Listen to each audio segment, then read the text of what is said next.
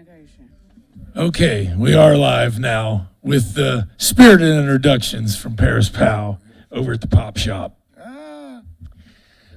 Thank you guys very much for coming out here, and if you tuned in watching the stream online, one of the things we're doing tonight is recording this so we can use the recording to promote and show people, if they're interested in the Impact X program, a little bit what it's about.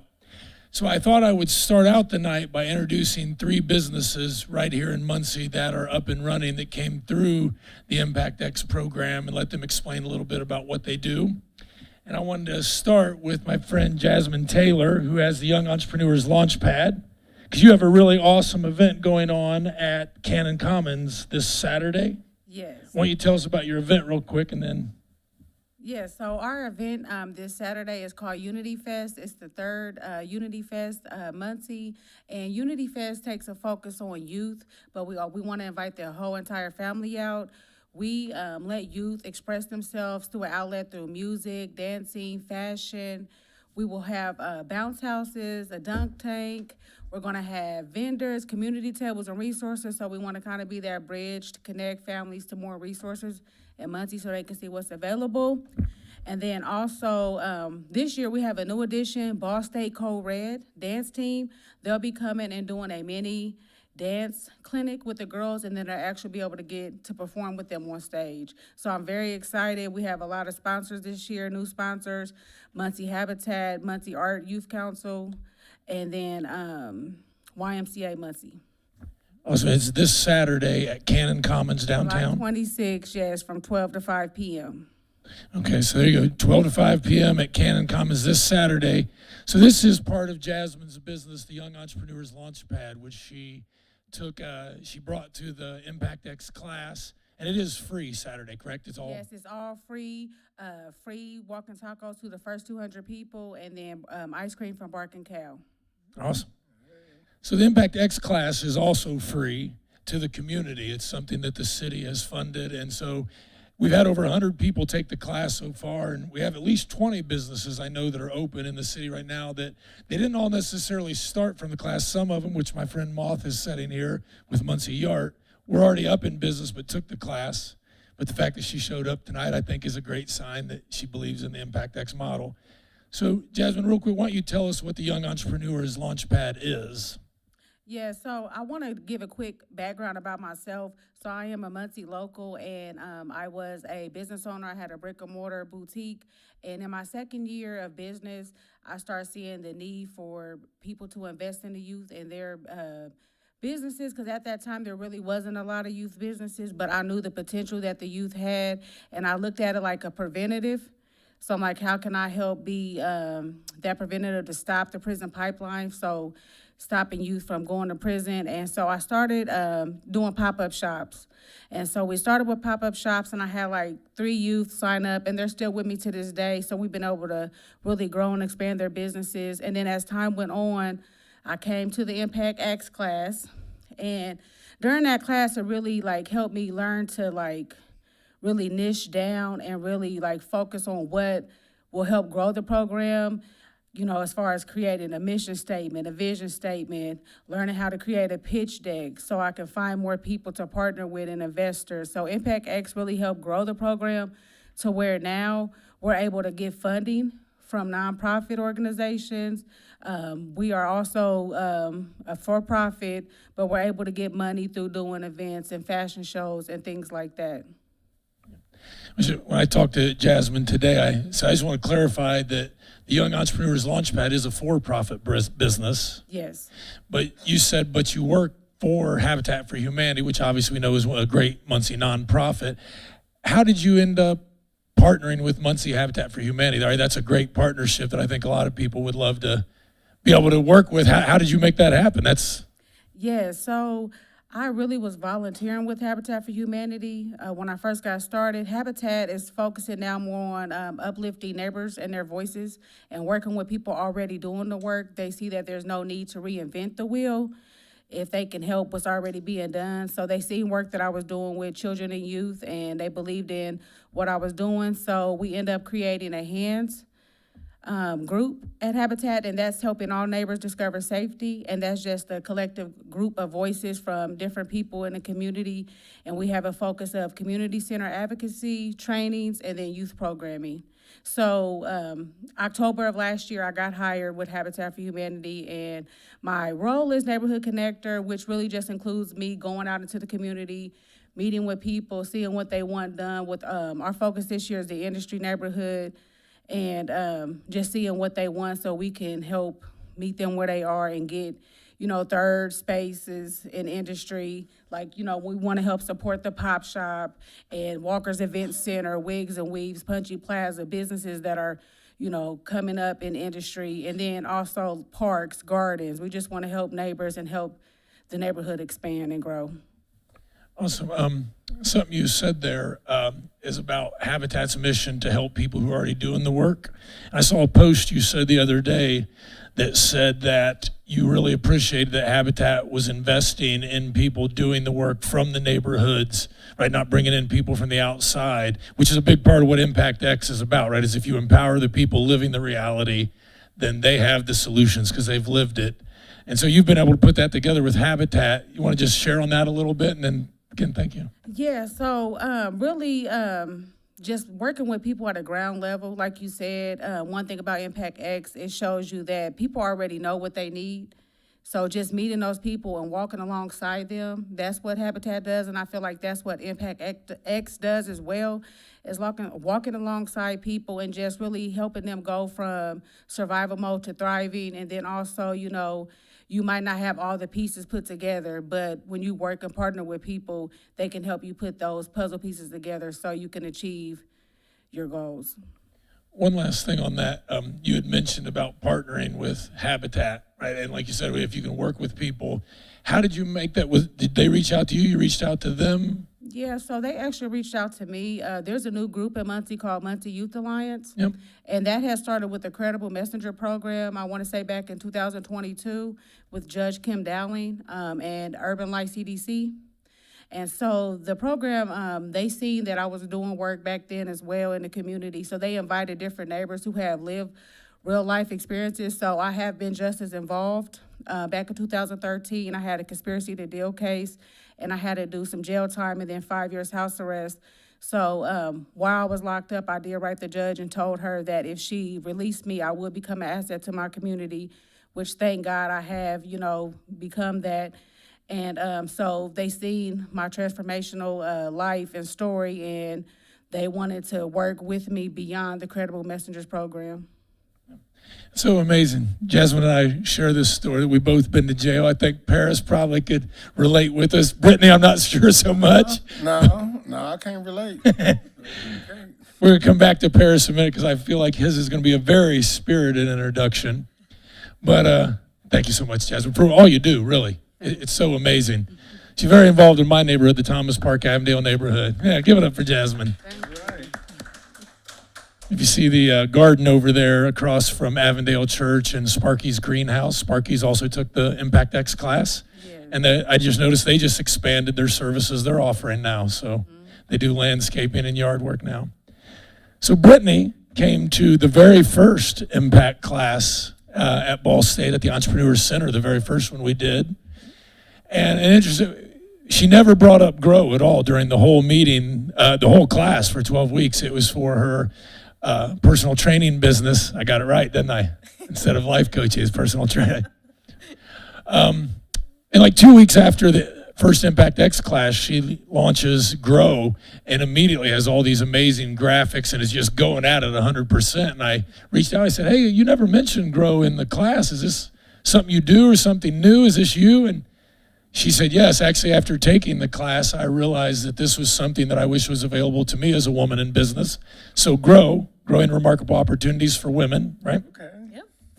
So why don't you tell us a little bit about GROW? You also have an event coming up here in the fall in Muncie, the conference? Yeah. So we started as a weekly meeting for entrepreneurs. My background is in education. I had no business starting a business. I didn't know what I was doing. So Impact X really helped with that. And then Grow is kind of my attempt to give women what I wished I had, both as an entrepreneur and the times that I worked in a corporate setting. So it started as a weekly meeting for entrepreneurs. It's kind of grown and changed over the years. We do monthly mixers now in Muncie and Anderson, and then we have conferences around the state. So we have Fort Wayne, Anderson, and Muncie, and then we're going to go outside the state in 2026. So October is Muncie, the Muncie conference, and yeah, we have keynotes, breakouts, networking. I use the word conference because it's familiar. Everyone can have like a frame of reference for what a conference is, but it's really more of an experience. You'll get to meet like lots of people that are there. I always say I gently force you to interact with other people and get outside your comfort zone. So it's lots of fun. And in Muncie, we also do a fashion show. So the conference goes from 8 to 3:30, and then the fashion show is in the evening. It's just a way to highlight local like boutiques and businesses and get their pieces on the runway, and then you can go buy them right after the show. So it's a fun way to kind of highlight some additional businesses in Muncie. This is your third year doing the Muncie Conference. Yep. So you started out over at the Convention Center. You did it at Ball State last year. Yep, and it's back at the convention It's center. at the Convention Center this year. What's the date? October 21st. October 21st. And Tuesday. people can find it online if they want to look you up. Yep, we actually did a rebrand earlier this month. So now we're just Grow, and it's WIWO, W-I-W-O. So it's Grow with Women, because we love growing remarkable opportunities with women, but it's a big mouthful. So being able to just say Grow WIWO is a little bit shorter. So that's also the website, is growwiwo.com. growwiwo.com. It is. Awesome. Tell us a little bit more about what you learned at the Impact X class to help you launch Grow then. Yeah, I mean, like I said, I used to teach 12-year-olds, so I really had no business starting a business. So I didn't know anything. I remember like my mentor currently, first time she met with me, she was like, so what does your P&L look like? And I was like, I don't know. I thought it was a word. Like I didn't know she was saying P and L. So no clue. So it helped with a lot of just like business terminology and how to get started, where to get connected to like in the city and with different people. Just kind of gave a starting point because that's kind of the most overwhelming part, right? Is like, I have this really great idea, but where do I start? And so it gave a good starting point. Awesome. And the city is a sponsor for you again this year? It is, yeah. The very first year, we won the like Mayor's Impact Award or whatever, and the mayor's been really supportive ever since and has sponsored every year, which has given the chance for like other people to come that might not otherwise be able to come. And yeah, he shook our hands that first year and was like, make this a big deal. And so I promised him I would, so that's what we're trying to do. I always tell I think that she might be the next Ariana Huffington. And when they have the big corporate thing here, I want a front row seat. Kind of like I was asking Jasmine, you were able to start looking for sponsors and that through it. Did you reach out to the city or did they reach out to you? I reached out to the city. I figured there was a good chance just because of the way Impact is structured that the city's like has to be partnered with Ball State and with you to make Impact happen. So I figured us coming out of that was that there was a good chance he would. And the mayor is very supportive of women in business, as you've experienced too. So, and he's shown up every year and said something from the stage about how supportive he is of women in business in general, but also just developing the women in business in Muncie. Did you call, you emailed, you just called up City Hall and said, hey, can I talk to the mayor? Pretty much. I just sent an email to his assistant and said, I would like a meeting with the mayor, and got it all scheduled. Again, Brittany Lewis from Grow. Thank you so much for doing it. Brittany, congratulations. So Paris had also reached out to the city and was able to make a connection, but I actually was introduced to Paris through Pastor Neil. That's right. Pastor Neil had told Paris you should look into this Impact X class. I think Paris was already planning on opening the Pop Shop. And so if you're watching, you know, the Pop Shop is located at the corner of Hackley and Willard, Correct. right? How long have you been open now Since February 3rd. of this year? Correct. Yeah, so you just, was it about 6 months? I know it seems like 10 years, right? Yeah. Paris actually just took the class the semester before and was open. We usually wrap up kind of the school semester about December, and then he was open by February. You took the second or third one. You took the very first one. So it's been 3 years we've been doing. We're getting ready to do 2 more. We may be doing a 201 coming up here where we're going to gather the people together who've already taken the class to make sure that nobody's falling in the cracks. And it's important to help people get started, but it's really important to help them stay in business.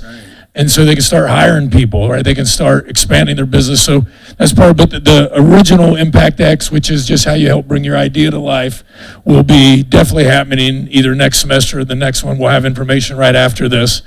But I want to dig into Paris's story real quick. So you came back to Muncie. You have a very interesting story. You were at where the Pop Shop is now located when there was a tragedy there a couple years back. And so that's what inspired you to open the Pop Shop there? Yeah, correct. I mean, Muncie Magazine, yay. Of course, they just did a good editorial on exactly that piece. But yeah, that's what actually led me back to Muncie, is the cliche you said, back to Muncie. So everybody knows about the great festival of Back to Muncie that happens every 4 years here, where everybody who is blessed and lucky to be born in Muncie has the opportunity to come back to Muncie and catch up with their childhood friends, their families, and such forth, and celebrate, and that's the whole weekend. Everybody celebrates. It's not just one side of town, it's the whole Muncie. And so, yeah, I was living in Port Charlotte, Florida for at least 8 years, kind of like on an island on my own, raising my daughter, and finally got juiced to come back to Muncie, right, after 40 years. And, of course, the rest is history, but, yeah. Yeah. And so, obviously, like I said, that weekend, there was a tragedy, and you saw that as, I have to do something? Well, I was actually a victim of the tragedy, literally on the ground when the tragedy occurred, actually on the lot where the Pop Shop now resides. The young man who lost his life, his name was Joseph Bonner, and literally was less than that far from me. Yeah, it was very emotional. It was very traumatizing, if you would like to say. And the thing about it for me was I had to fly right back out of here on Sunday because I had a perfect parent pickup and drop off for my daughter and didn't want her to miss a day or be absent. And so when I left here, I figured that it would be like an overwhelming response to something like that, and all kind of different domino effects would happen. And so I kind of monitored it for 1 month and 2 months and 3 months. And I seen the mayor's office, they sat down and they had a couple of good meetings with the faith-based community and community activists. And then I seen another meeting, and then I didn't see anything else. And so from there, it was like reliving the trauma every day by not having any kind of accountability, just on my part, right?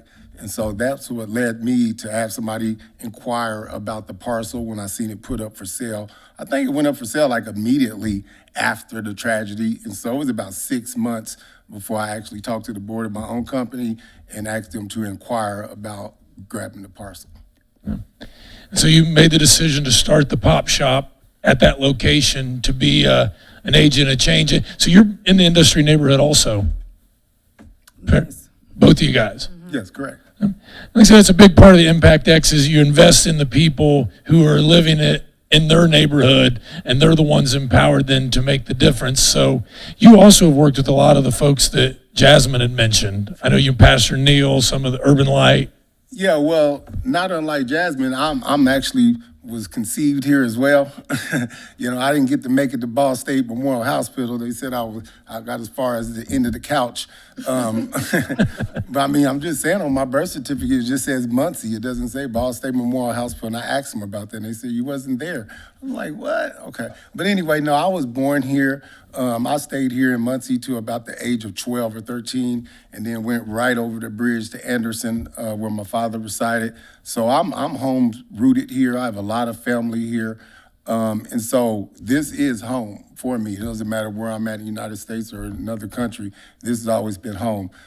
So when I came home for that back to Muncie and a tragedy happened, I had no idea that the community had deteriorated like such big cities elsewhere. I mean, you almost not expect, but you come to respect that happened in a big capital in Muncie, in Indianapolis or Chicago, or even where I was at in Oklahoma City. But for to have it grow to an escalation like that in Muncie. I felt a sort of a sense of responsibility, not that I was a part of the creation of the trauma or the problems down here, because I haven't been down here in 40 years, but I'm not immune to it as well, right? So I did feel a sense of responsibility to come back to Muncie on my own and try to do something. And again, the impact class, as you have it, Pastor Neil. Pastor Neil is exactly who led me to that. And that was after him and I was sitting and talking as the pop shop was really still being built. I still had dust in my eyelids and, still trying to figure out how to get the mechanics of it up. And he said, have you ever heard of the impact class? And of course I hadn't. And when he told me about it and I looked it up online and read it, I was like, oh, nah. I said, man, I haven't been in school since I don't know when, you know what I mean? I said, nah, I won't have time to be going to sitting and doing no homework, and they got computers, and Pastor, you just don't know. And he said, I'm telling you, man, you should go out there. Everybody who's went out there has had some success. And I don't know exactly what it was that night or something, but I thought about it and I said, you know what? I really don't know what I'm gonna be doing with this business. I just have this vision, and the vision, I believe, like you said, gets spiritual, comes from the one who says, let there be light, let there be life, and let there be love, and so that discernment on me just gives it to me. I don't know how to formulate it, I don't know how to type, right? You know that. And so when he told me to go, I just went. And so I went on faith, and the moment I stepped into that classroom and seen classmates like her and all my other ones, I said, this is it. This is it. And I came, I think, every day. I never missed a day. You never missed one. Right. The normal Impact X class is 12 weeks. And so it's intense to make every week. It's all adult learners. So we all have lives, kids, right? So real quick, and one of the things I want to do with this part is just really showcase 3 businesses here in Muncie that are up and operating. Now, these aren't just ideas, right? These are people putting this stuff in action and making a difference right now in their communities. Tell us what the Pop Shop is. If they don't know, I feel like everybody knows what the Common Market is, and I'll talk to people and they don't have any clue that the Common Market exists. So tell us what the Pop Shop is and your address, if you would. Oh, not a problem. Again, I know everybody has the Muncie Magazine. If you don't, go get it. But no, the Pop Shop is located, as like Mike said earlier, at 902 East Willard Street. Is right there on the corner. You can't miss it. It's a bright red building. And I'll tell you about that color scheme later at one time. But yeah, it's a pop shop. It's an acronym. It's not for actually the pop that you're going to drown. Some people call it soda water. But it's an acronym for Purpose Over Profit. And that's all actually a DBA of my only company, Purpose Over Profit Consults, LLC, that was created in 2022 while I was still in Port Charlotte. And all of us, as we remember, during 20 to 2022, the country was going through a lot. And so I was blessed to be in a position to do what you would call philanthropist work economically. And so I always wanted to pick a spot to do this work, and it was between Indiana, Oklahoma City, and Philadelphia. And lo and behalf, me being a victim of the mass shooting, this was the spot. And so Purpose Over Profit is a company that looks for places just like in my hometown to go and make an impact, right? And to go and try to do some of these willy-nilly gratuitous ideals that I have that I share with so many people when it comes to the youth and how to empower them and how to enrich them and how to keep them out of the pipeline, like Jasmine said, into the prison system. And so I always speak from a subject matter expertise position, and I won't go too deep, but here in Muncie, I said I'm having flashbacks of this room because as young as 8 years old here in Muncie, I was already incarcerated. I grew up in the Muncie, Indiana children's home out there on when it was Sally Stonebreaker's administration. So, my tale with Muncie and how far it goes is just fuels the passion for me to come back 40 years later and still see the youth still in that type of streamline. And so I look for ways, Mike, to try to make a difference. And so the Pop Shop was the way to do it. And as I told you before, and it's in the article, my first desire was for a study hall. I said, there's no way no violence could happen at a study hall. It's all about, exploring these kids' minds and getting into it. And then it pivoted, like I said, by going to the local store and seeing the gentrification that's happened in our community and how our elders and how our people are being price gouged and treated in our own communities. And so that led me to go and do some reading and find out how to get all the licenses I needed necessary to fill the vacuums and fill the needs of the local industrial neighborhood. And so that's exactly what the Pop Shop is. You got to come up in there and find you some nachos. You can come up in there and get you a hot dog. You come up in there and get you a hug. But like the motto says, one thing you are going to find, you're going to find light, you're going to find laughter, and you're going to find a lot of love, right? And so that's what you're going to find in the Pop Shop, all in that order. And everybody's welcome. And you know, since I've opened those doors, I stopped counting past 1,000 of different humans that have come through my door. I'm not worried about the color, your culture, your religions, or your political parties. I care less. All I care about is that you come in there with a purpose that has something that can help me empower and do something for the youth. When Paris was telling me originally about his idea of starting the Pop Shop and it being a convenience store, I said, do you know what the common market is? He said, no, I've driven by it, but I have no idea. And I said, well, yeah, but basically that's kind of what I'm doing too. And so we have some real kindred spirit for helping the community out. And it was what Jazz was saying, without that third space where people can gather, it's really hard to have community. And I've been to the Paris and I were there last night to about 1 a.m, Right. talking about today. And I love what you're doing at the Pop Shop. And Jasmine, again, what you're doing in the community, it's interesting. You guys both are working on youth, right? And looking back, and me and all my friends, they told us you'll all be dead or in prison. And almost every one of my friends are dead or in prison that I grew up with. My little sister just spent a lot of time there.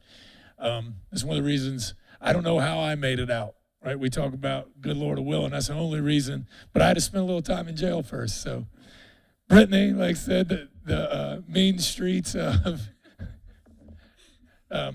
Wisconsin, right? Wisconsin, yeah. Yes. It's not yours. Trouble in a town of 600 people. So. Well, I don't know if you've been from Fairmount. It's not, that's why I came to Muncie. It was a big now, city. Mike, I did want to interject real quick, not to get off the subject, about this impact class. Because I just had 2 people come into the Pop Shop. I'm not going to say their names because they will contact you and ask how to get into the impact class. So before we go, can you give us the date of the next impact class when it starts? Yes. So the next one is, it will start the next semester. We kind of go on Ball State schedule. So in September, I'll have the details. We're deciding right now if we're going to do the 201 version of the class. Okay. Or, so if there is a 201, then in the spring semester, which will start in January, will be the next class, the Impact X class, different than the 201. So the 201 will be for people who've taken Impact X and have a business going or have their pitch deck finished. We'll kind of get into what you learn at Impact in that in a minute. But thank you. When you told me that last night, it made me happy to know that people are asking about it. Appreciate it. And for the layman people like myself, uneducated, untrained, only have something that somebody puts in you in regard to business and community. I highly recommend the impact class because you're going to get instructors that's patient. You see, Mike, that's my instructor. That's what everybody say. You know, Mike, I said, that's my instructor. You know, that's the only white guy I could ever call my instructor, right? But you're going to get patience. You're going to get sincerity. And most of all, you're going to get access to great minds of all different diversity and cultures that you never would. So you're going to be able to bounce your ideal off of people who normally wouldn't even know about your ideal, and they're going to give you honest feedback, and you're going to be able to build on that. So that's what I got from the impact, and I can't even tell you how amazing the networking is of impact. You understand? Because when you get with it, you have me as a network now, because I'm part of the network. Yeah. Thank you. You know, it's interesting. That's one of the things, Brittany, you said you got the most out of Impact was you didn't realize how important networking and being able to have access to people was, which I thought was interesting. That's not what I expected people to say, but you said that was huge. Yeah, it was huge for me because I mean, technically I was born in Muncie, but we moved when I was 2, so it doesn't really count. So, and I moved here in the middle of COVID, so like May of 2020, so I knew no one. And so a friend actually brought me to Impact X, and then, yeah, I mean, from there, you are really the one who connected me to everybody. And these guys both are focused on working with youth, and specifically, you are working with women who want to, what is GROW? Because Well, the tagline for Grow is challenging the status quo around how women build careers. So we serve both entrepreneurs and women in business, and typically like middle management level. Like it's not entry level, but you're not a CEO either. You're in the middle somewhere trying to build to the next level. Awesome. One of the things I wanted to do tonight was start off with 3 businesses that you could look at. So when I tell you the rest of this stuff, you realize some of the teeth to what we're doing. And this is really making an impact and creating businesses. Yeah, you got something, please, Jasmine. Oh, sorry, Mike, I wasn't trying to interrupt you, but I just wanted to make an announcement. So the Young Entrepreneur Launchpad, just so we can be clear, it helps youth start and grow their business. And right now we're doing open enrollment.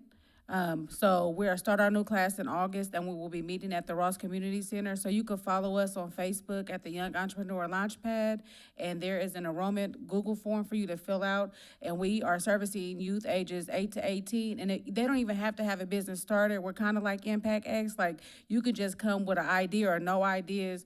We will literally help them start from nothing to a full-blown business, and we really meet them where they are. Yeah. And I want to attest to that. Kind of a lot like Brittany, like a couple months after the class, Jasmine has the Youth Entrepreneur Launchpad, right? She's going for it, right? I mean, kids are signing up. She's down at the Ross Center, which is also in the Thomas Park Avondale neighborhood. And I love what Jackie and the whole crew over there are doing. But I went to a couple of the classes, and these kids are 8 to 18, and most of them I'd say are closer to the 8 to 13-ish age, and they're creating real businesses. I've bought products off of them, and I was a judge at one of they learn how to pitch just like one of the things we teach in Impact X. Yes. Yeah, and it's so beautiful to watch their confidence. Like we are building their confidence, building their skills, and we're also wanting to connect them to more professionals, not just entrepreneurs, because we want them to just know that like they can make the impossible. So being exposed to more careers, we want to take tours to businesses. We need more mentors. We need more people to just be involved in the program, because I'm only one person and can only do so much. And at this point, if you know someone or if you want to be involved, just please reach out. We would love to have you. I just want to say that after going into and I was at the Walker Event Center, you were talking about Industry Neighborhood where you did you want to tell us what the Walker Event Center is? Give them a shout out real quick. Yeah, so shout out to the Walker Event Center, Dee Dee Walker, Jason and Angie Walker, they are the owners. And the Walker Event Center, they host a lot of different events, weddings. They also do party decor and event planning. So any type of bounce houses, tents, they provide balloons. So anything for parties and events, that's a one-stop shop, Walker's Event Center. But yeah, that day when you came, we had a business showcase, which was June 17th, and the kids were able to pitch their businesses. And the winners, which were Jasani Nave, Anaya Williams, and Olivia Another Cut, they were able to win funding for their business. So Jasani won $500, which will go directly to her so she could fund Yummy Cosmetics, which is a kids' cosmetic line, unisex. And then Anaya Williams has a oil business where she helps with sleeping, anxiety. She also has a beard oil. And then Olivia, she makes bracelets and she wants to expand to a boutique. So we have a variety of businesses. And how old are these kids? Yeah, so like you said, the average kid right now is ages 8 to 13. I do have a few high schoolers, but I really want more older kids involved. I would really love to work with them. Even if they don't want a business, I can help them with resume building, interview skills. I want to help them learn how to dress for success. I think the 3 that she's talking about is under 10. They're 10, like right about 10 and 11, right? Yeah. Olivia's 10 and 11. 9. Olivia, 9, 10, and 11. 9, 10, and 11. You know, these were little, kids, right? I mean, these were not, teenagers. They're not driving age for sure. And like you said, they were winning $500, $250 for their businesses that day and investing that money into their business. Yes. And just another plug for Miss Dee Dee's Event Center. If any of you guys like the two-step, and I know y'all done heard that new song. They say, put the boots on the ground, the two-step. Listen, Where the fans where the fans at? I'm talking about it's been everywhere. Listen, every Thursday from 6 o'clock to 7 o'clock, they hold open where anybody's welcome to go in there, and a person, actually a real instructor, instructs on how to do those dances, the square dance and line dancing. And so they do that every Thursday at Dee Dee's Event Center. So I had to plug that in there for her. Yes, this is just again what Impact is about, right? Is really getting in at a ground level and empowering people at the ground level and So that's great. I mean, your guys' neighborhood right there, I've been to all your spots, and Yeah. it is so cool to hear and see that. Yeah, and I do want to give a shout out to Dan. I don't know where he at. You know, where you at, Dan? Dan ain't back there. Oh, but no, I do want to give a shout out to Dan, man, for sponsoring the Impact class, because without his sponsorship last year, I wouldn't have been in there. And this Impact class is a huge success because of the mayor's office, and he's been a huge supporter of that. He even comes to the class and actually sits with us and fields any questions we have and gives feedback on every proposal that he heard. So shout out to Dan. And if you know Paris, that's not an easy thing to do with Paris, because he takes it easy on nobody. Better believe it. Embarrassing me, I'm sitting there red as can be every time. Go, please. So again, I just wanted to let you really get to know some of the people that are doing these businesses. So I'm going to give an introduction out of what Impact is, and then we're going to do the intro part of the class. If you don't have a piece of paper yet, come get one. This here is the whole 12-week course, and each one of these boxes is a week that we do in the course. What we're going to do tonight is the first 4 weeks of the class and really just help you get your idea down. But if you want, please grab one. And we'll make all these available online at home. Like I said, the idea of this intro class is trying to get you prepared if you really have an idea for business. And it's a pretty intense class. It can be intimidating, especially when you get into the money part, right? Everybody hates the money part of business, but they really want to make a difference in the world, because we look around and know it could be better. There's no reason it shouldn't be better, but people often just hate money. They're intimidated by money. They don't want to deal with it. There's shame around it. There's guilt, all these things. So tonight, the intro is just going to be about really getting your idea down to what problem you want to address and what is your proposed solution. Who is the target audience? Who is it going to actually affect? And fourth, what will be different if it's successful? So we'll get into all that, but I wanted you to know some Impact entrepreneurs before I gave my little introduction to the class.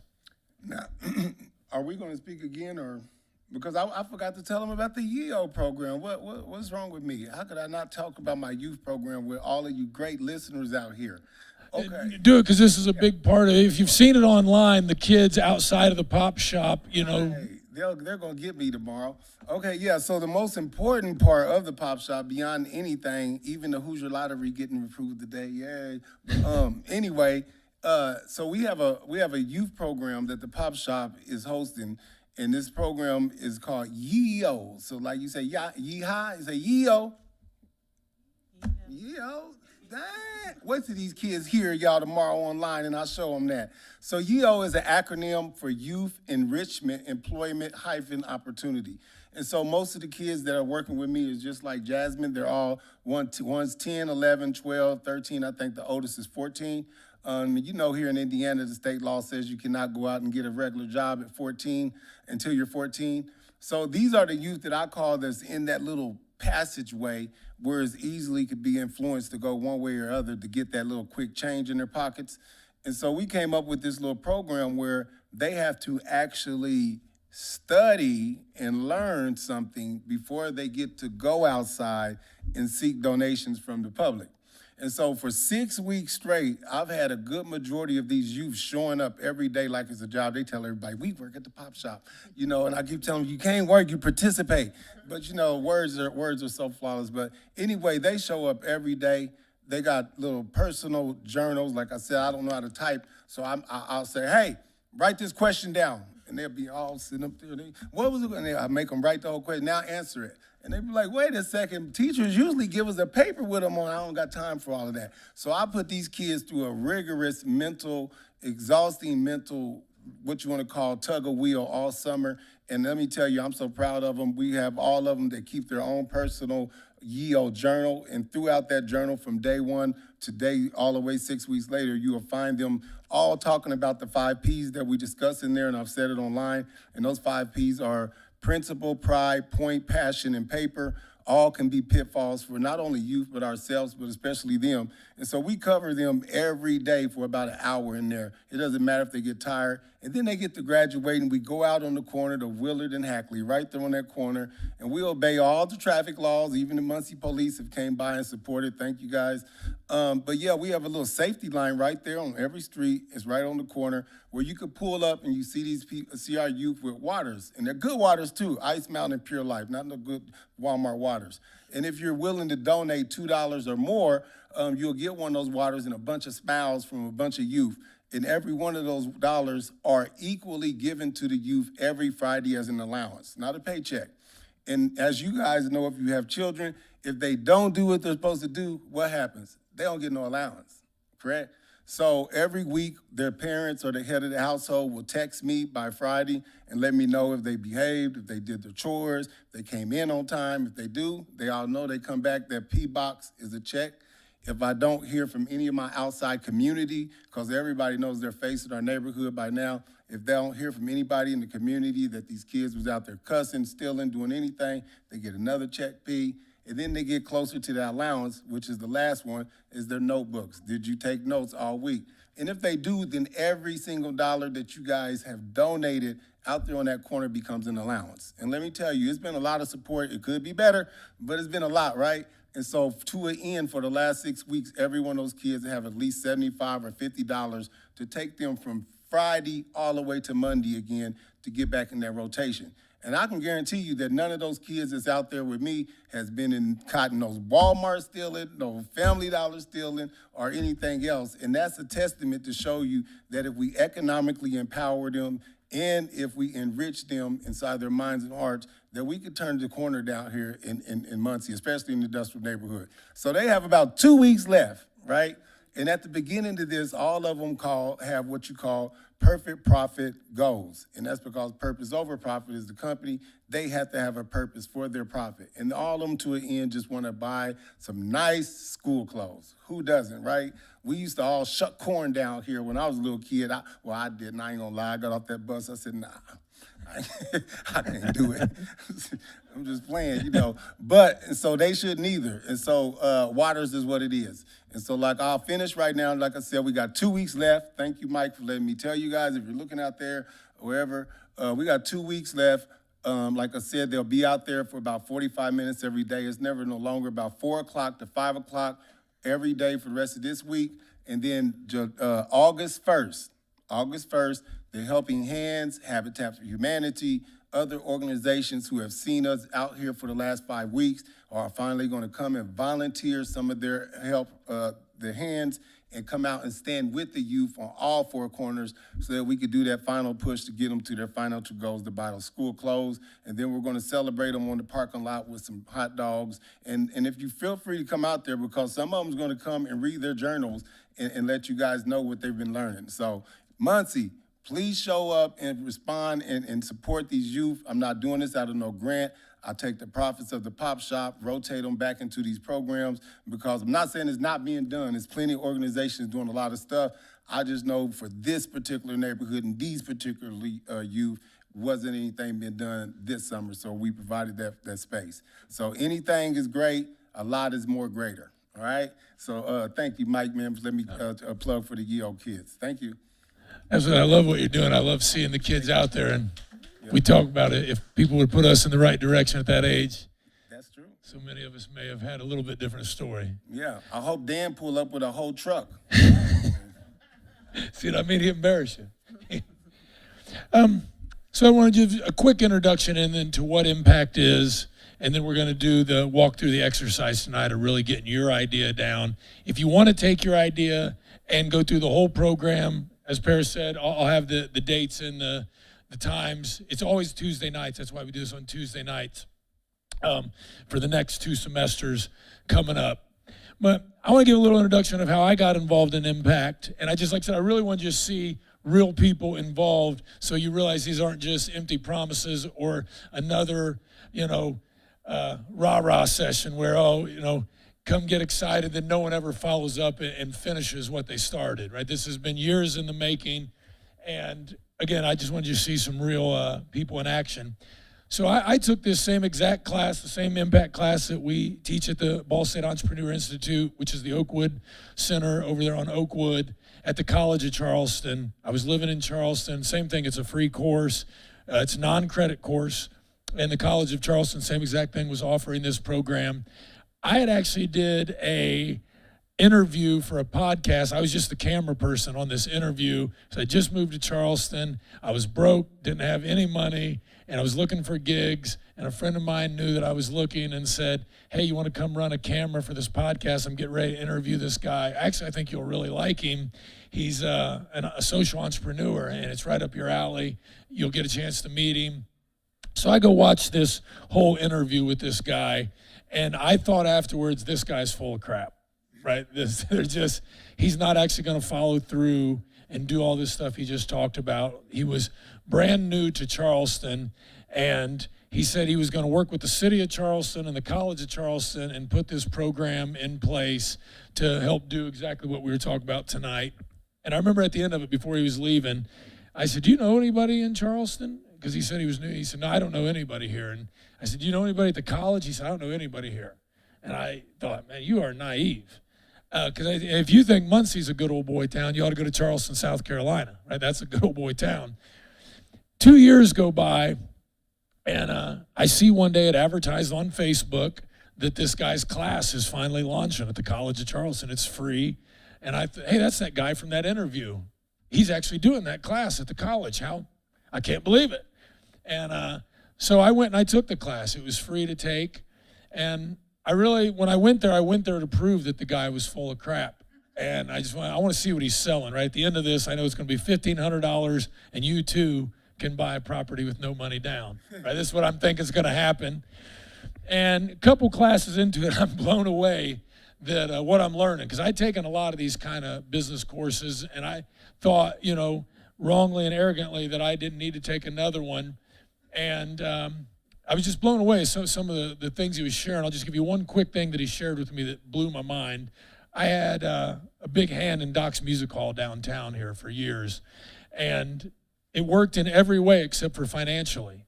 I was in my 20s when I took over running the place. To show you how naive I was, we got our first sales tax bill, and I didn't even know what sales tax was, other than I know I pay it, right? But I had no idea that this money I was taking and charging for sales tax, I was supposed to keep in a separate account and send it to the Indiana Department of Revenue.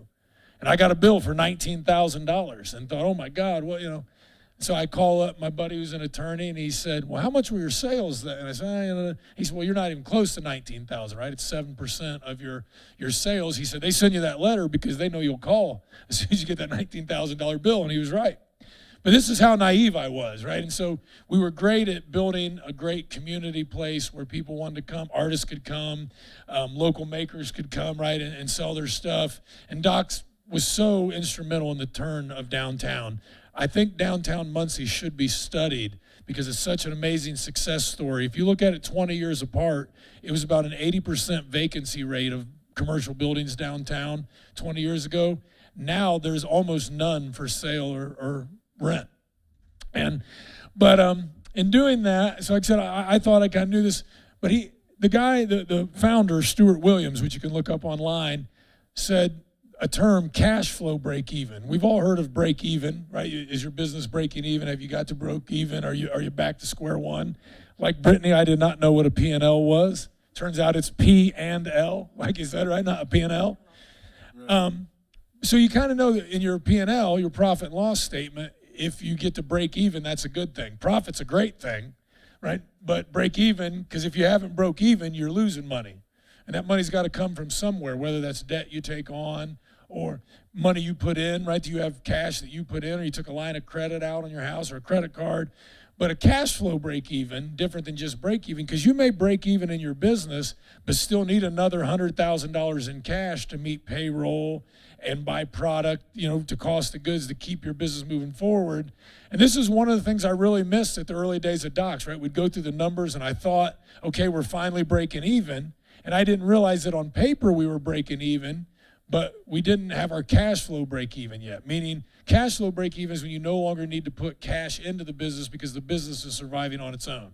This is one of the things I learned in this first class with Stuart. I was blown away. I thought, my God, if I had known what that number was, Docs would probably still be in business and I wouldn't be here having this conversation with you. But so again, I went to this class to prove that this guy was full of crap and he's really just selling something. He wasn't actually going to dig in and try to help, because I never met a rich person or a person with means that actually helped. They just didn't. They talk a lot about it. Right? There's a lot of meetings. People get together and they're on boards and they get all this stuff and they're directors and funders and advisors, but they never get down on the ground level and help make a real difference for those who don't have access to that naturally. And that's one of the things Stuart says is impact is about giving the access to capitals to people. And he always says that's capitals with an S. It's not just financial. We all know that's important. There's also intellectual capital, political capital, right? Do you know anybody that can help you get this going? But if you don't know any of that, you just don't even know what you don't know. I took the class 3 times, and a handful of people here have taken it more than once. I think, Jasmine, you took it twice, didn't you? I thought so. But I took the class 3 times because I realized I was onto something, and the class is free, right? If you look at the one we teach over at the Ball State Entrepreneur Institute, I was talking with somebody here at the city the other day when we were going over this stuff, and they said that they thought Ball State was now $750 an hour. I don't know exactly, but let's say around that, for a semester. So this class is 12 weeks. It's an hour and a half each week. So if you think about that for a semester, that's roughly $9,000, $10,000. College of Charleston's more expensive than Ball State, and I was out of state because I was still a Muncie resident, and so it was about a $15,000 a semester class, and as long as they were giving it away free, I was going to go down there and get my money's worth week after week, and I did that, and so that's where I took all the good parts of Docs, and I took responsibility for the fact that we didn't make it because I didn't make the right choices financially, because I didn't know any better. And they say, once you know better, you can do better. Well, once I knew better, I've done better, but I didn't know better then. And so after the 3rd time, the guy, the founder of the class, he said, hey, what's your deal? This is the 3rd time. He said, 2 times, right? But your 3rd time. And I said, well, I actually have a business up in Muncie, Indiana now. And the Common Market, I just started a long time ago. We didn't have the food license yet. We didn't have any of this. All we had was the retail license. We sold stale canned pop is what I've been told from people in the neighborhood, and stale candy bars and kegged coffee because you didn't have to have a health license because it came ready to serve out of the keg. But we weren't making it, right? And so I took all this stuff I learned at the class, put together my cash flow break even, and we've been there since 2016. We opened 2015. We had bought that building. We bought that building there at the corner of 8th and Hoyt off of Craigslist, because the guy had it for lease for $600 a month, and I called and asked the guy if he'd sell it to me on contract for $600 a month. He said, yes, I don't want anything to do with it. If you actually pay the payments, it'll be a miracle, and here's what I'll offer you. And good Lord willing, 10 years later, we're still going, almost 10 years now. So I want to give that introduction, that's what I thought of the Impact Guy, and he's proved me wrong. Stuart has actually been to Muncie 3 times now. He came, he met with the mayor here once to go over the program with him.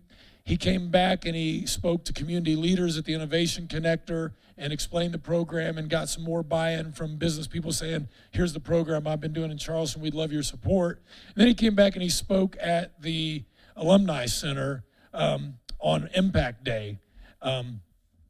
So again, Stuart has proved to me many times that he's the real deal. So I wanted to give you that introduction to understand what you're looking at. We're getting ready to go through the exercise now. It probably won't be a full 2 hours, but I just got a few things I want to go over here with you real quick, and then we'll go into going over the class. And I think what makes Impact different than a lot of programs is the people bring their idea to the class, and we're not telling you what you need to do.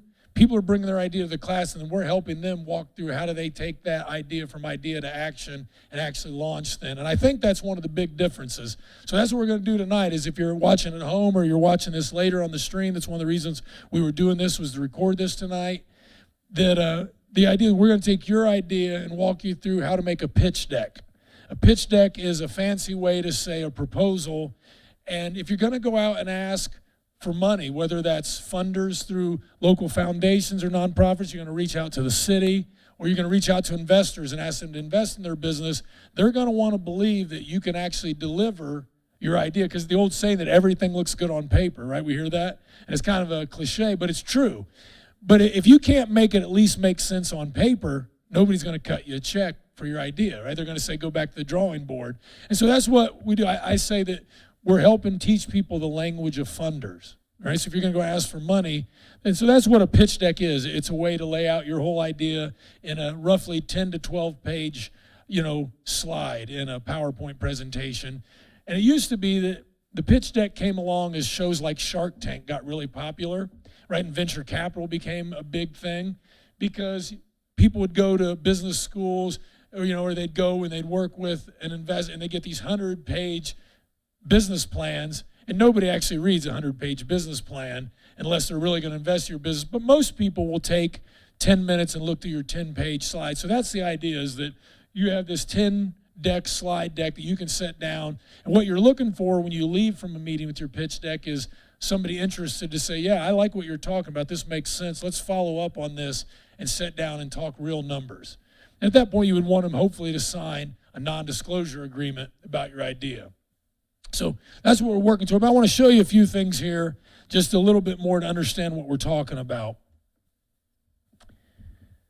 And so this first thing I want to share with you is, again, about what is Impact and who is the founder steward. So one of the things and they've had 1,000 people take the course down over a decade down at the College of Charleston and also at the Citadel Military College in Charleston and in several other places now. But this is one of the programs that they worked with the county jail there in North Charleston to put together a program to stop the recidivism rate from happening over and over again. And so this is actually a program they're doing at the county jail in Charleston now. And the guy you're about to see on there, Stuart Williams, is the founder. This will give you a little idea of some of the programs that are coming out of this.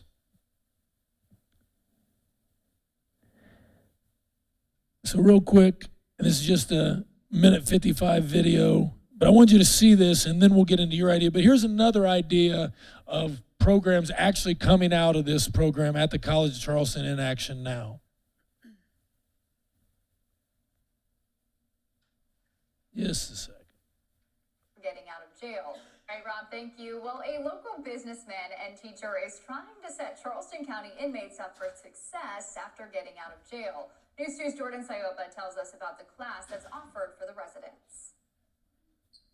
An entrepreneurship class here at the Alcannon Detention Center is giving residents the opportunity to design and hopefully one day launch their own businesses. This is part of a nonprofit which aims to reduce gun violence through education. Stuart Williams visits the Alcannon Detention Center. This is the founder here.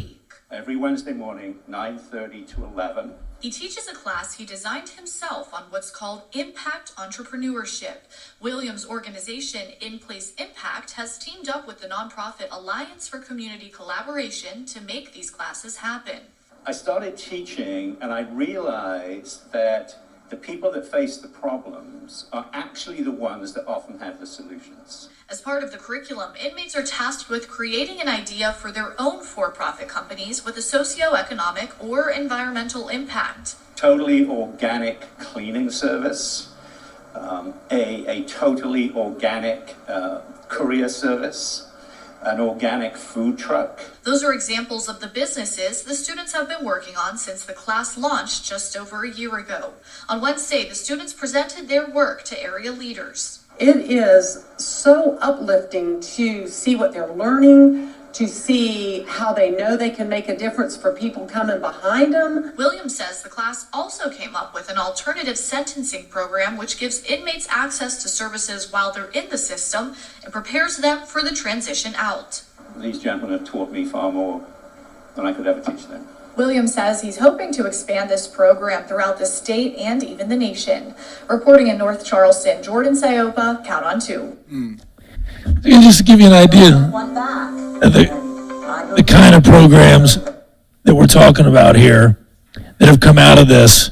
And so now I want to go back to the original paper we have here. So this is actually the 12-week curriculum for the whole class, where we walk you through starting with what is the problem you wish to solve, all the way down to the final part, which is the revenue model for your business. How will you make it work and sustainable for the long term? Tonight, we're going to focus on just these first 4 boxes here at the top. And one of the reasons that I kind of came up with this is I noticed in the class we really started losing people when it got to the financial part, right? It's just not the fun part. If you really like money, you'd be a banker or an accountant. Most people really want to do something that's going to make an impact for their community. They're not so into the money.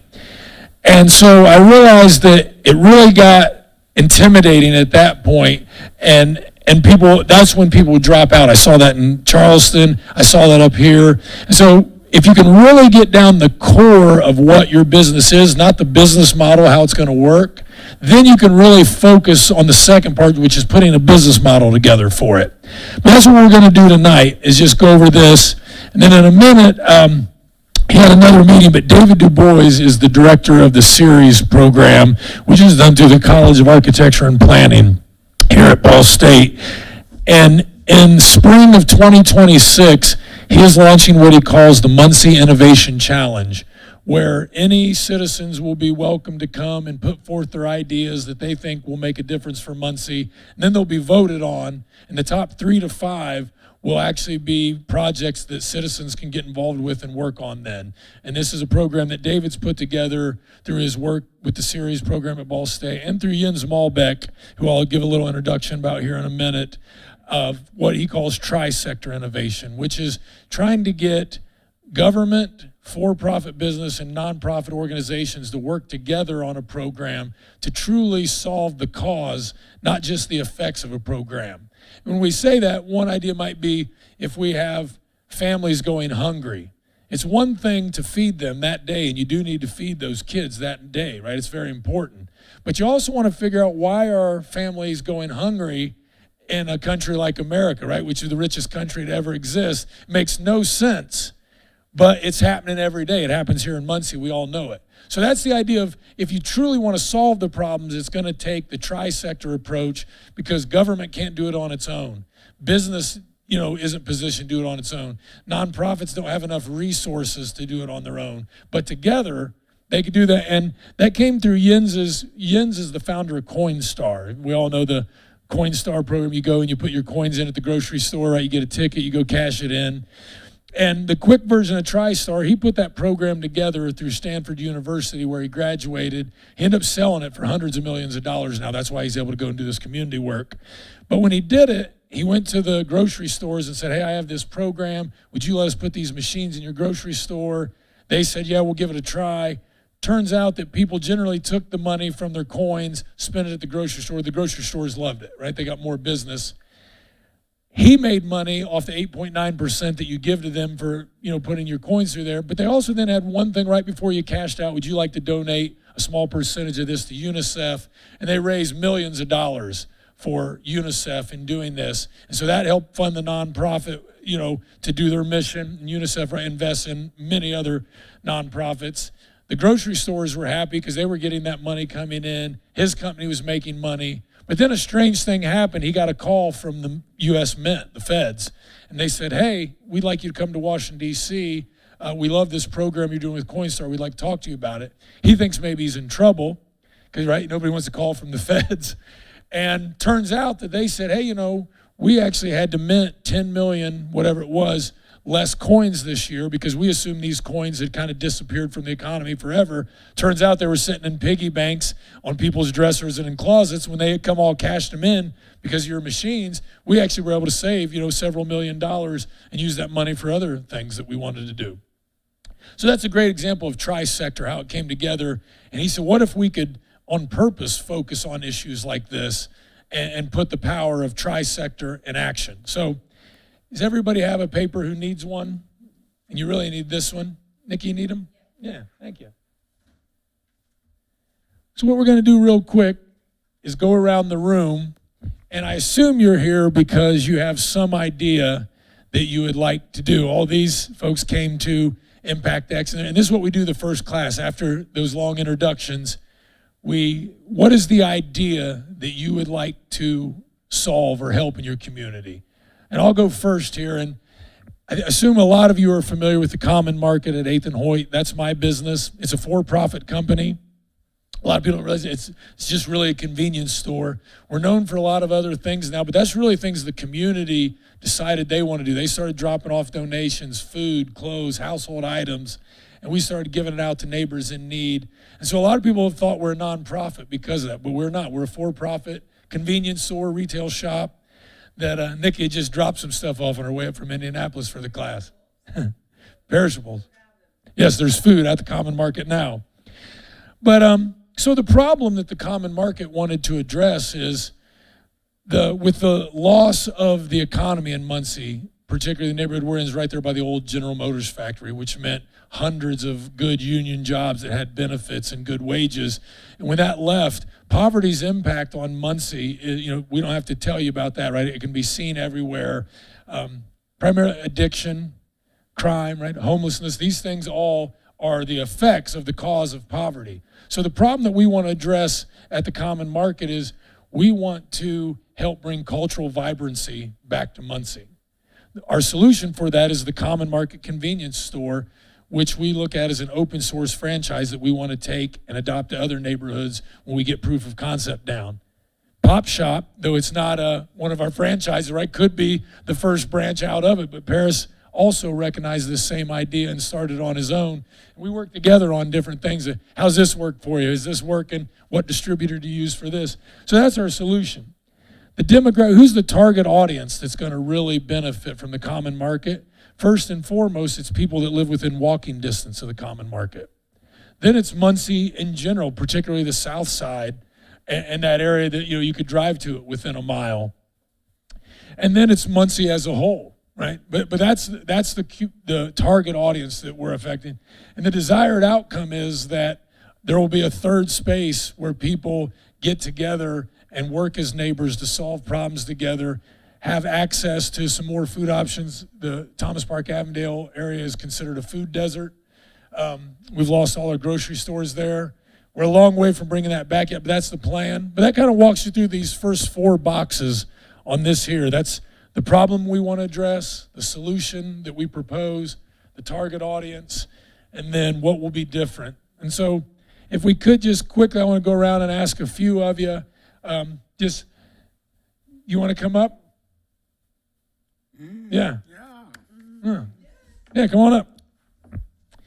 And so this is just kind of an exercise. We normally do this in the class, and it's really inspiring because you realize there's a lot of great people that have ideas that they want to do, and they're making the investment. So what is the problem you would like to solve in Muncie? Higher stress and anxiety, suicidal thoughts, and multiple health conditions that have increased over the years, and people being on their phones and addicted to screens. So mental health is really what you want to work with. And we hear this everywhere we go. Do you have a proposed solution yet? Forest bathing. Say it one more time. Forest bathing. Okay, explain. Is forest therapy? Yep. Yeah, where I take people out into the forest and introduce them to grounding methods and meditation and just becoming more familiar and introducing them to nature. So who would be the target audience that you believe that this service would help? Everybody. So this is great. And that's what everybody says in the beginning, right? Is I want no sick children and no hungry people and all pets I love. Target corporations, people in that are doing corporate jobs, factory workers, people who don't get out in nature. Because of the burnout rates we're seeing in that. And so that's part of what we would do in the class, right? We would help you work through this and get it down from everybody, which we know everybody does need less anxiety and stress. But in the beginning, when we talk about this target audience, it is if tomorrow your business depended on whether or not you could go out and get the first client, right? Who would be the first group of people you'd approach? You said corporate clients, right? Which would be a great example. And so that's what we would do in the class. We would walk through this whole process with you. And then what would be the desired outcome for those people? Lowered all of the social anxiety and everything that I just mentioned decreased, and an increased awareness of nature. I've been doing this for a minute, and the results have been amazing. Yeah. Yes, and I am familiar with what you're talking about. This work is working well across the country in different places. And so, yeah, that's a great example of doing, and that's what tonight is about. Again, if you're watching on the stream or you're watching this later, really work through these 4 boxes just like I did. And if you want to take the class in and take it to and really work through this, that's what the actual class is for, and that's what this intro is about. So thank you for sharing. What's your name? Lori. Lori, thank you for coming tonight and doing that. Good job, Lori. You got one, brother? You got one? Not ready? You? Yeah, come on up. I do know that you already have this. And there's nothing wrong with, he said, I'm not ready yet. And that's part of this intro, right? Is just getting your mind set in this. So particularly what I want you to leave with tonight, if nothing else, is what is the problem you want to address, right? You can worry about the solution, the target audience later, but if you could get it down to one sentence, I want to help, and as I said for the common market, we're helping address poverty's impact on the Thomas Park Avondale neighborhood, right? That's the problem we want to help solve. So introduce yourself at home and... Hi, my name is Jordan Taylor. My problem is that A, there's a salon on every corner of Muncie, and B, all of those salons charge clients prices that Muncie residents absolutely cannot afford. Because in order to make a living wage, those service providers have to also pay astronomical costs so that the owners of the salons can profit. So my goal, and we are working on it, we're doing pretty well, is to create a salon that operates as sort of a co-op. So everyone in the salon has say in how the business operates. Everyone pays the same amount of booth rent every week, including the people who are owners, and everyone who is paying their booth rent in good faith and investing in the business in other ways and really showing that they want to be a part of it also has a path to ownership. So that allows us to keep our costs very, very low for our service providers, which they can then pass on to members of the community to get more affordable services, because frankly, it is ridiculous that in the richest country in the world, it's a luxury to get your hair cut every 6 weeks. So one thing we also do is for necessity services, which right now is mostly haircuts, and my business partner, Amber, wants to start offering some manicures and pedicures, and we have an esthetician who might want to offer some massage to some hardworking people as well whose bodies break down. But I currently offer haircuts on a pay-what-you-can model.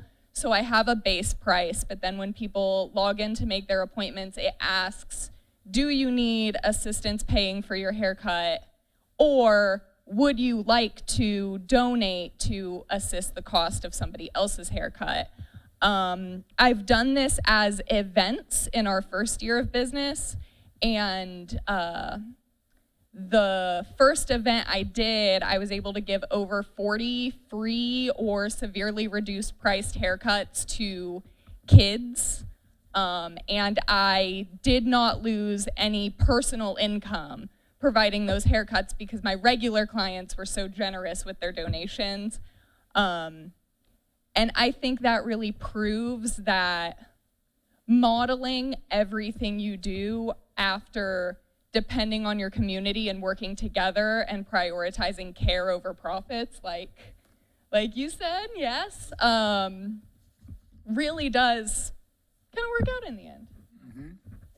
And so just to clarify, the problem you want to address is the equitable system for people to have ownership, right, in their economic life.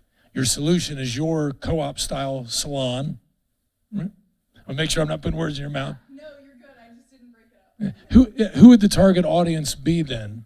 I would say the target audience is mostly service providers in the industry who want to be able to have a place like this, who want to be able to, be more independent in their business and have more control over how they, come to work every day, and while still operating in a collective. Because right now in the industry, if you want to have freedom in your career, which is what a lot of people want when they go into this type of industry, you generally end up working alone, renting a suite, a little small room by yourself, and it's just you and your client.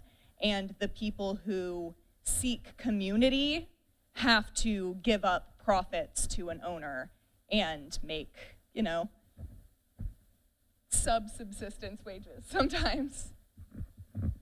So what would be different is a more equitable system for independent stylists, right? And this is a great example of somebody who has lived that reality, right? Working through, the beauty industry and understanding what some of the flaws are in the industry in a way to make it better and more equitable for people. So that's a great example of it. I can't help myself, but you should look up what just occurred in Oklahoma and try to find an Indiana state legislator that might sponsor the same bill. They just made it in Oklahoma where anybody that wants to do hair, you don't have to have no licensing, you don't have to have no permits. You can just literally do that. So something like you're describing, that would be perfect if we had that law, because then it's just like Grubhub or whatever. Whoever that has the skills to do it will come in, and that most definitely would lower the cost because you allow everybody to do it. Yeah, check it out. It's a great example of it, right? And really, again, being driven by the people in the industry. And one thing that comes up a lot in this often is third spaces, which you're talking about, a little different than the kind of third space that we offer, but another third space, right, is the salon, where that's people's community, right? Yes, and also sometimes your therapist, right? Nikki, do you have an idea you want to share? Okay. Janetta, you want to do yours? Yes. So we'll do one more, and then we'll kind of wrap up some Q&A. I've got two little things I want to share, and David Du Bois will be here about 7:30 from his other meeting. I just want you to know who he is, so when you see this Muncie Innovation Challenge, you'll know who it is. So my friend Janetta Presley took the class almost 3 years ago now. So the problem you wanted to address was? Nonprofit. So I went to the class to start a nonprofit, and it was Bernard's Charitable Chuck Wagon because of the food desert that we have in Muncie. But I found that very hard. I did a lot of research. I did the surveys. I went out all over to find where it's needed, and it was needed everywhere because of transportation issues and also because of where the grocery stores are at. But I could never get anybody to back the nonprofit. So I did, however, take the class and opened up a business, and I ran a halfway house for men. Up until a few months ago, and I become ill, and some things happened that we had to shut it down. But it was a for-profit business, and it did do well. So let's cover that for the sake of the exercise. So the problem you were addressing with the halfway house was? So it was a halfway house for men coming out of prison that were sex offenders, that were over 60 years old, that had been in prison for a long time. And their homelessness was the other option because of their situation? So all of my guys were actually homeless, living on the streets of Muncie on ankle monitors through the state. And so providing housing to that population was your solution to helping them with homelessness? Yes, and also it kept them in one spot and where they knew where they were and they were monitored, and I lived in the home with them. And you were talking about how when you started it, you were initially looking at a food truck that you wanted to help people, in food deserts, but you switched because you realized that it wasn't economically viable. And so this is a big part of the class, what we call a pivot, right? Is you may bring your idea to the class and you want to do something, but you find out that, that's just not going to work well that way. So you pivoted to the halfway house model. Brittany, when you came, right, for your personal training business and pivoted to grow. Mm-hmm. And Jasmine, if I'm not mistaken, you initially were there for your beauty Yes. company, and you pivoted to the Young Entrepreneurs Launchpad. And so that's a big part of what we do in the class. When you get your problem really identified and what your proposed solution, then we get into the economics of it, you may find that you have to pivot so you can get to something that does work in a sustainable way. What do you think you learned the most out of the Impact X class when you were putting your program together? So the reason I came to it was because I was already giving free food out at Avondale Church. I was cooking on Thursday night, and I was providing we were providing a free meal for the neighbors or anybody in Muncie who came to eat. But I wanted to take it out into the community so that people that couldn't get to us, that we could take food to them. So what was it? What did you learn the most from the class that allowed you to kind of take your idea to actually working where you had the halfway house up and running? What did you learn from the class the most? To pick a need and follow through. Yeah. And so I started, the halfway house didn't start as a halfway house. It started as a warming and cooling center for Christian ministries.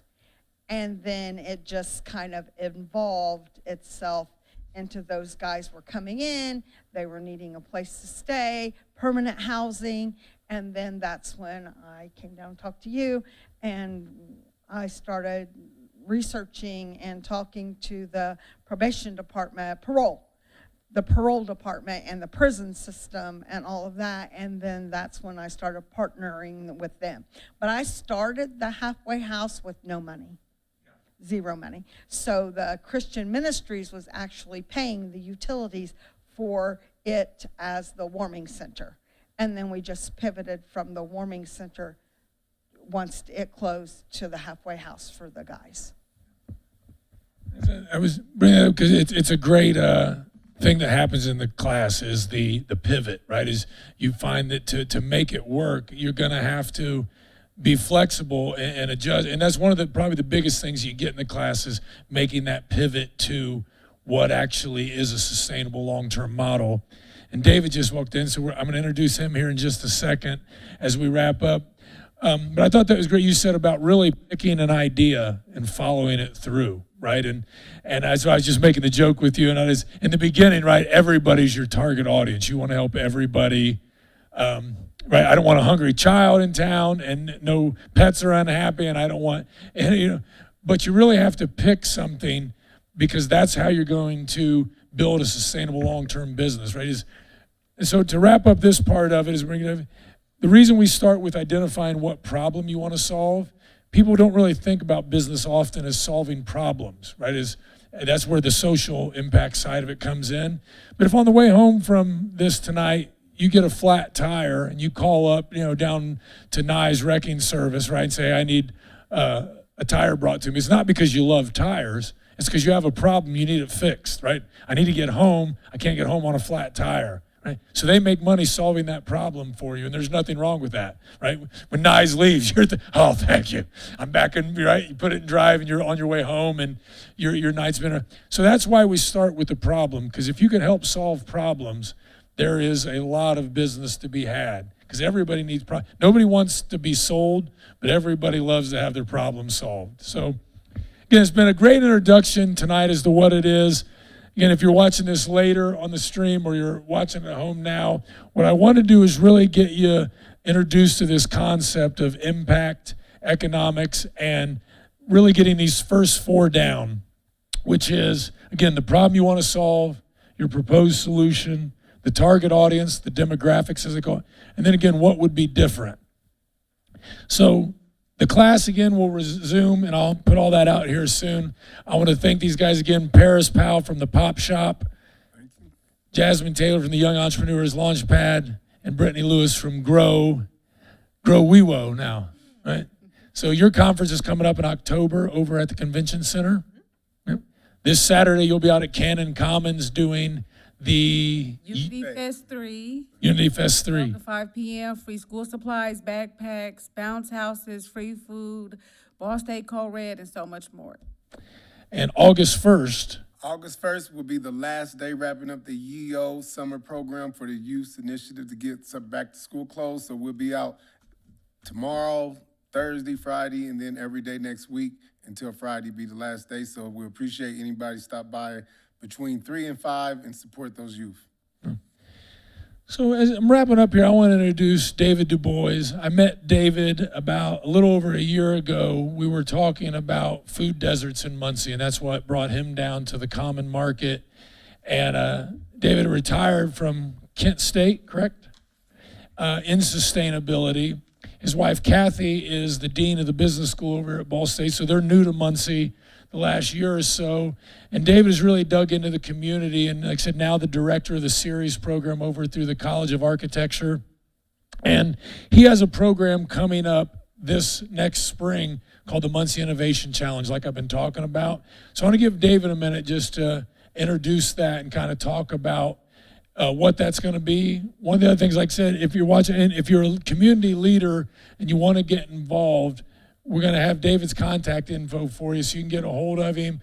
He's looking for fellows who want to get involved and help direct where the program's going. And next spring, it's going to be open to the public where you can bring your idea.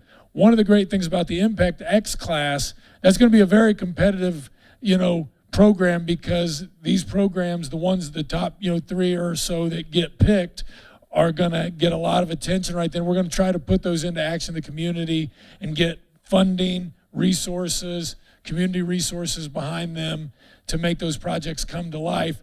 And if you have the Impact X class and your pitch deck ready, it just gives you that chance to stand out and really showcase your idea for people, because that's what Impact X is about. Like I said, speaking that language of funders, if you have a great idea but can't communicate it, you might have had the one that could change the world and save lives, but it just happened to fall through the cracks. So that's what the Impact X class can do for you. But I want to bring David Du Bois up and just let him talk a little bit about the series program and what he's going to be offering with the Muncie Innovation Challenge. So he is the director of the series program. Dave, we're also streaming this and recording this as part of a class that they're going to be able to go back and watch this later. So you're also speaking to him in here, but people are going to be watching this later to learn a little bit more about your program. So do you want to come up and just tell us a little bit about it? Sure. Thank you. Again, David Du Bois, y'all give him a little hand here. Thanks, everyone. It's really a pleasure to be here. So is this our camera over here? I think we're looking right here. Oh, okay. Nice. Well, before I tell you about the Innovation Challenge, first I got to put in a plug for Mike, because the way we met actually was in his class. And so I got to know some of the, 2 of the other cohorts that he's had. And, I'll share with you some interesting statistics that I got involved in because of a friend of mine. And, what you're launching into are what they call in the business world micro enterprises, small businesses. And I have a website for mine, and it's done by GoDaddy. Well, GoDaddy does, a couple million websites, however many they have, that they run all over the country, and they do all this research on it too.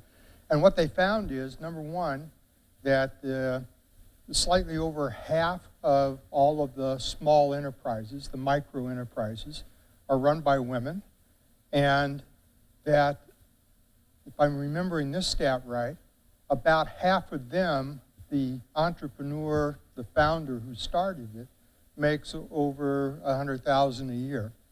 And so it's a big boon to communities to have a lot of lively micro enterprises. And having been able to participate in Mike's classes is just such a wonderful thing to see, how people work together as a class and help each other grow their business idea and then launch it and make it all happen. And so it's just a wonderful thing for you and a wonderful thing for your community. So I've always been thrilled to be able to participate with Mike on that and see the classes unfold.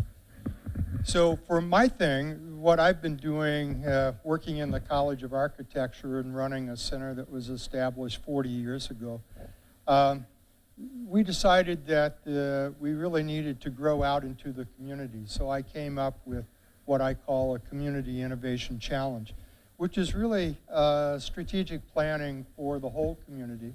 You know, we have about 7, I think, strategic plans in Muncie, but they're always done, you know, by particular organizations for what that organization's going to do. So the city has one, the county has one, the Community Foundation has another, the Ball Foundations have theirs, Ball State has theirs, and so forth like that. But what I'm trying to do is create a larger summit that goes across all of those. And furthermore, we don't focus on all the different ideas within a community, but we come together about what are the things, what are a few that we might pick that if we work together would have a transformative influence on a community. So a lot of strategic plans, you know, for the city, of course. One of the things that we focus on are, you know, what roads are we going to fix in the next year? And what are we going to do for the communities? And what are we going to do for the city parks and so forth like that? What I'm wanting to do is not duplicate that kind of effort, but rather to invite people to think really creatively and say, well, if there were 2 or 3 things or 5, however many people have the passion to do, that we could do that would really, really move our community forward, what would those be? And then let's organize the resources around that to really make those things happen.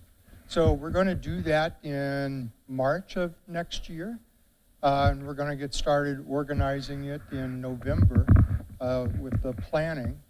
And so if you have or know of people in the community who are great champions for our community, like Mike, or who has a great idea that if we could attract enough participants, both organizational participants and individuals who are champions, that would really help our community grow, that's what we're really interested and excited to do.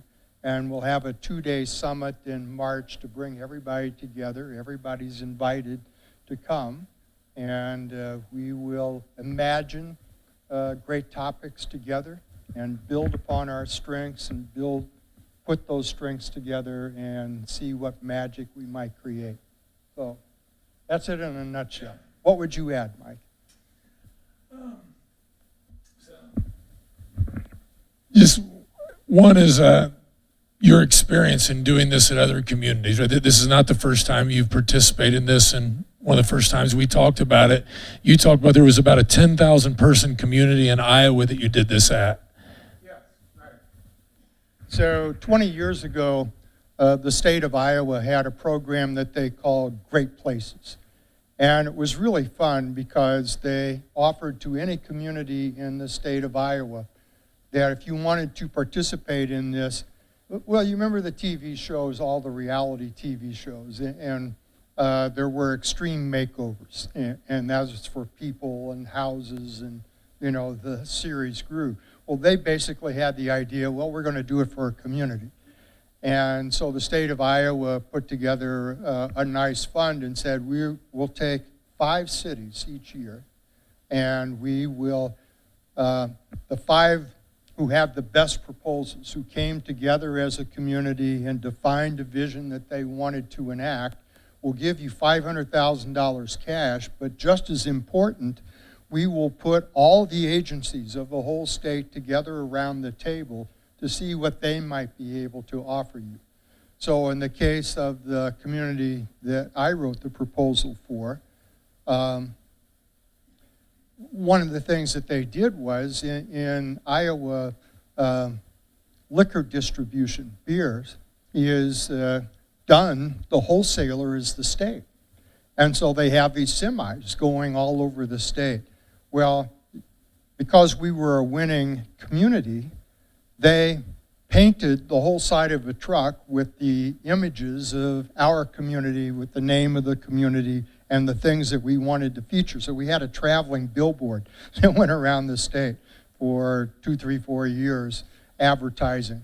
So there were things like that that added probably another $500,000 to $1 million worth of services to the community. So we had some projects related to transportation and to making the downtown a more beautiful place by upgrading the front-facing parts of storefronts and things like that. So there were a number of things that they partnered to really help us beyond the $500,000 cash for the various projects that we had. And the community was very diverse, so we ended up having 17 different projects that we were trying to pull together in our unified vision of what we wanted to do in 5 years. And I was so impressed by the impact that that had, just because it brought the community together. In a normal kind of strategic planning process where some group is selling that activity to you, you don't have the opportunity to come together and define a vision. And we defined the brand for our community also came out of that process. And so it was a very unifying and very enthusiastic and exciting time for that community to have everybody across all these different organizations and people and champions get in a room, and we're all yelling and talking and trying to define what our vision was, which we eventually did. And then out of over 170 communities competing, we were one of the 5 that were able to win in the program and really make our community go forward. So I never forgot that, and when I had the opportunity to do something similar here, I was really super excited to do so. And so the mayor has kindly acceded to the idea that we begin with Muncie. And so I'm excited to kick off this project, and if we can, and I know we will, do really exciting things here, then the intent from the side of Ball State and the College of Architecture is to make it available to any community throughout the whole state. So that's what we have in mind, but first, it's just Muncie, and I know we'll do really amazing things. So be on the lookout, be our great talent scout, and whether it's yourself or friends or others that you've heard about, please let Mike or I know if you've got a champion or a great idea that would really help us move forward in this community. We'd love that. So thanks so much for having the time to share with you. Any questions on any of that? Okay. And just one last thing to wrap up with it is one of them that I found really interesting that came out of that project you were talking about was, I mentioned it being a 10,000 person kind of community, so you guys didn't have a community theater, if I'm remembering the story you told me right. Well, yes. So you guys put together a community theater plan and actually got that built and funded. Yes, that was extraordinarily exciting. You know, going back more than a century, this town, even though it's a rural community in Iowa, you know, so you know it's heavily agricultural and it's heavily manufacturing. And yet about 30% of the residents identified themselves as artists, despite all of that. And so they had long had a community theater. They had long had a community artists organization that was meeting in a historic building that was then taken over by the community college. And so they needed a new home. And so they rallied the troops and saying, what are we going to do? So they decided to build a joint theater and a small version of the convention center that you have here, and also one extra room for their artists, you know, so that the whole art society could continue.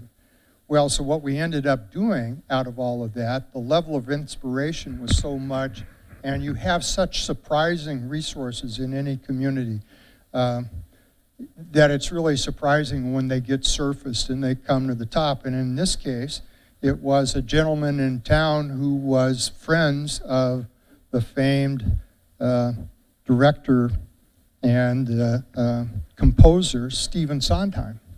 And so we became the first Stephen Sondheim theater in the world. We beat London, that's a town of 10,000, rural Iowa. We beat London by 2 months. And so that was our little claim to fame, and it's an absolutely gorgeous theater. It's just really beautiful, and so it's been around now for 15 years, just delighting the community with both outside shows, but also because it is such a dynamic, creative community, a lot of shows from the local folks. And not just high school, but there's a musicians association in town. There's and the Artists Association, and sometimes there was as many as 4 different theater groups. Not just one community theater, but a whole mess of them. So concerts are never ending, and performances and so forth. So there's just really amazing things that when you bring people together and you really build on what are the strengths, and you have people vote with their feet, and creative vision, there's really no limit to what we can achieve together. So, well, it was fun doing that. Yeah, that's one of the reasons I wanted to showcase that is I just thought that was such a great example, like you said, to think that a community that size could build a theater, like it was a multi-million-dollar theater, right? Yeah, well, it was 20 years ago, so money doesn't cover as much as it does. So we actually, it cost us $8 million we had to raise in a town of only 10,000 people. And then we had to raise money again and then again, because this is when Hurricane Katrina came along, and so all of a sudden wood got really expensive because they had to rebuild New Orleans, and so then we needed another $500,000 there, but then they also had to have copper to build those homes for all the electrical wiring and stuff like that, so that was another few $100,000. So we raised the total amount 3 separate times, because every time before we could get the building done, prices went up. So, and it was right down to the wire, every penny counted, but we made it across the finish line. Yeah. Thank you again, David Du Bois. Like I said, look for the Muncie Innovation Challenge. Next March will be the kind of the kickoff, the official challenge. It'll be a 2-day event. Yeah, this will be a 2-day event where we bring the community together. Like David says often, vote with your feet, right? Is when the proposals are there, the one that you want to dig in and help on, you get up and walk over and join that group. And the reason I want to share that, to wrap that up, is David talks about, which we often hear from people from outside of the community, that Muncie has all these, Muncie doesn't need to build a theater. We're home to 4 or 5 amazing theaters, right? We have amphitheaters downtown. We have a downtown like we do. So often people from the outside see all the assets of Muncie and go, man, you've got it. It's already here. But it's just been a tough, the Rust Belt has really been hit hard for 20 years, as we know. But we have all the potential here. And so that's what I wanted to bring all that up, is that this is work you've done before. You know how to do it, and that's why you're duplicating it here. And I really am excited about it. And I saw it as an opportunity when I first met David to tie in the Impact X class, because the ideas that are really be able to be articulated well are the ones that people are going to resonate with. And so a couple opportunities as we wrap it up to get involved. In November this year, again, some leaders are going to be, if you want to get involved, you'll be able to reach out to David direct. You can get a hold of him. I'll put his email stuff online there if you want to help organize and begin putting this in action. In March of 2026, the Innovation Challenge will start. There's getting ready to be an Impact X class start again 2 times by the time that kicks off in March. And so if you have an idea and you really want to work it through, that's your opportunity to come take the free class. And so, again, we start off with the 3 of them here just showcasing what kind of businesses can come out of this. And I just want to thank you guys very much. What you got? So the program that he's doing is someone wanting to start a nonprofit able to pitch to. I will let David answer that. Well, the real specialty of what we're trying to do is to do projects that usually involve multiple organizations. some of the, bigger projects that we can really launch in the community if we can come together across nonprofit organizations and government and for-profit businesses and get them aligned around a few key ideas to really transform a community. So, for launching a new nonprofit or a new private organization, I really recommend Mike's program, because that is really geared to that and brings together the real key tools to make that happen. So to give you kind of an example, one of the people that I've talked to is excited, for example, to bring AAU sports to Muncie, because some of the other communities around Indiana are doing that, and it could be a big opportunity to draw a lot of people to Muncie. And so in order to make something like that happen, we'd need to use several of our existing facilities and probably build some new ones. And in order to make that happen, you're going to need a strong collaboration from government at both city and county levels, as well as private organizations, as well as nonprofits. So it's really that kind of scale is what we're really looking for, or what are the things that we can do that would really make a difference community-wide in terms of our quality of life and in terms of our economic development and providing jobs for our community here. So I hope that answers your question. Yeah. But if, on the other hand, taking resources like what Mike has is something that you feel like there's more of that we need to have, so that we're not just doing one nonprofit, but how do we support the full range of nonprofits? That would be a kind of an idea that would fit really well with this. So classes like Impact Economics, I think, are extraordinarily valuable, because it's so easy to overlook micro-enterprise and how much it can contribute to a community in terms of bringing, because the average micro-enterprise ends up with at least 7 employees, and the founder of that usually does really well, and it can also be the other employees too, do extremely well. So that's just a whole source of vitality, and so it's coming up with more champions and more ideas about like what Mike is doing with Impact Economics that would really be the sweet spot of the summit. I think we'll wrap it up on that for tonight, that it just, if you want to get involved, there's going to be a lot of opportunities here over the next year. Like I said, what David's doing, what David's able to do through the architecture school, the city and the county governments. I believe you told me you and Jens have been talking at state level on getting them involved, right, for some.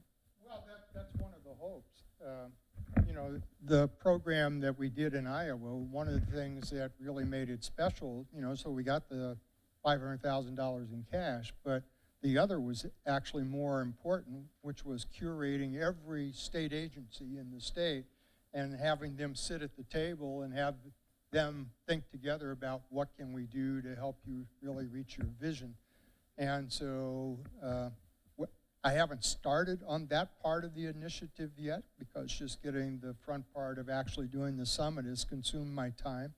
But I hope to, before we launch Muncie even, is to go around and talk to various agencies and say, well, if we went through a strategic planning process and we defined what our vision was and what our brand was and what are some of the key projects there, what might you contribute as an organization, whether it's a nonprofit or a government agency or whatever, given that the community has come together and really created a vision, what are some of the ways in which you might be able to support that? And because that's worked so well in the past, I'm hopeful that we'll get positive responses to that kind of invitation.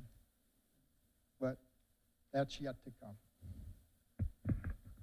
Yeah, and that's where when I met David, I said, I think, you might be the person that could help bring this together, because we've got all the potential here, and just really getting that traction momentum going. It would take only a little momentum to make such a big impact here. And so that's what we'll close on. There's getting ready to be a lot of collaboration and a lot of boots on the ground work here in Muncie at a city, county level, hopefully a state level, university collaborating. But that's what we're talking about. And the real key will be, if you want to make your voice heard, to really be able to get that down on paper and articulate it, because the opportunity's coming where the leaders are going to be listening. And that's what the intro class was about tonight. Really helping you define that problem you want to solve. And generally a proposed solution would be great. You have some idea of what you think would solve it. And that's what we want to start with, is really, people often say that the people, right, the citizens don't have a voice in things. And this is an opportunity to get involved and make your voice heard, and then hopefully meet in the middle with the leaders. And that's what I think David and the resources he has access to are going to be able to do. And so that's one reason I wanted to do this intro, get it recorded, so over the next year, when people want to know what's going on, we can come back to this video that we recorded tonight and say, take a look at this. It's an hour and a half, but if you're serious, get ready, because it's going to be a lot of serious people putting proposals forward, for this. So this is just an opportunity to kind of learn about what's happening on a bigger level. Things run very slow in government and academics. I've realized that's not what I'm used to as a micro business, but there is big things in the works now that it does take, a year sometime, right? We're talking about 2026 launching, but they are in the works. So don't lose hope yet, Muncie. We're getting there. That's what tonight was about in the intro. So keep your ears open. We'll have more information on how you can get involved, how you can, start bringing your idea to life. And I think we're really blessed to have a guy like David at the helm, and he's going to be part of that gel that we need to bring a lot of this together finally. So thank you. Thank you guys for watching. We appreciate you so much. And we got out by 8 o'clock. Nobody's going to believe it. 7:57. Thank you guys again so much. Thank you to the city of Muncie for letting us use City Hall to tape this and do this. We can't wait to share it with you guys. Thank you very much.